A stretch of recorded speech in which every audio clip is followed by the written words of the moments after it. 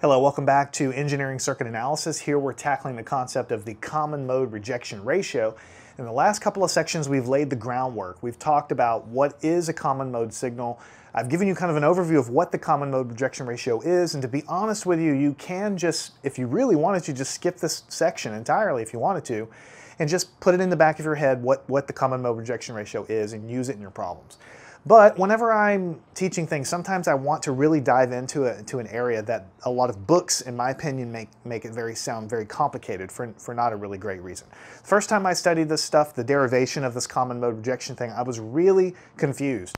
Because up until now, I've taught you what the gain of an amplifier is, the open loop gain A, right? That open loop gain A. And now I'm starting to talk about, well, there's really two channels, and the derivation of this thing talks about channel gain, different kinds of gain for different channels.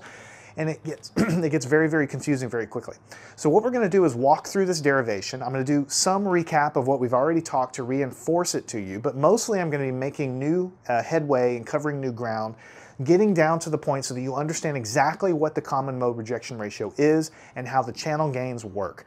And probably you won't use this derivation on an exam, but it will greatly enrich your understanding of what it is. So when you read something like this in your book, or if you happen to have an exam problem like it, you'll kind of know where we're coming from. So if I retread some previous material, just bear with me. I promise we're going to be getting into the meat of this very soon.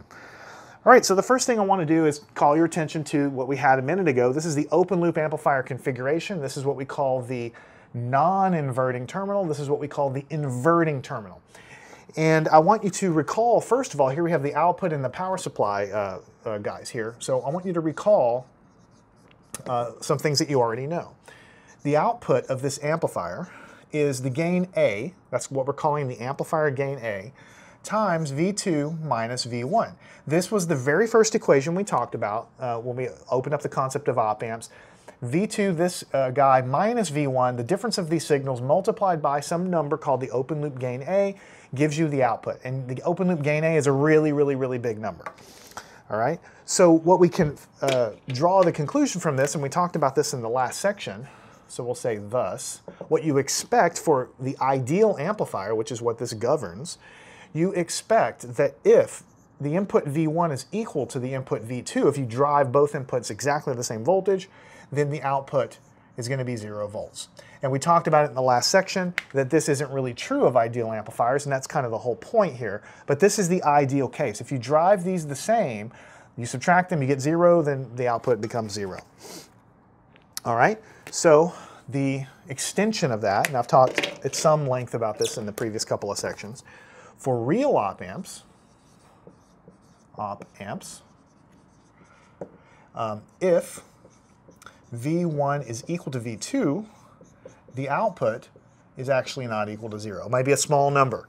And that basically comes about, I'm kind of hand-waving it here, that comes about because it's really impossible to build identical circuitry inside this guy so that this perfect subtraction takes place. That's really what it boils down to. So the output you get is never going to be exactly 0. It might be a few millivolts or something like that, even if you're driving input signals exactly the same. Now what we're going to do in the rest of this derivation is really pick this apart. Why is this the case? If you drive these the same, why does this happen? It turns out that you can talk about that and understand that a little bit more if you consider that this amplifier, it has a total gain A like we've been talking about, but what you can do is you can zoom into the non-inverting input and you can associate a gain only with this channel here. And then you can zoom into the non-inverting input and you can look at this channel, because you got to think about it, these are like parallel circuits kind of going in there. And what you can see is that they are not exactly, you're not going to have exactly the same gain on both of those channels, and that's why the subtraction doesn't work the way it does, or the way you think it should. So to drill down into that a little bit further, we're going to take two cases. So let's do two cases. Let's ground the input V2 and see what happens. So we're just doing a little bit of a thought experiment here to kind of see. What if I take this exact circuit and I redraw it? So that's what I'm doing here. I'm kind of doing it really small because I don't want to spend too much space on this. But there's the two terminals there. Now let's actually ground this non-inverting terminal. In the inverting terminal, we'll put an input on it just like we typically do. And this input we'll call V sub 1.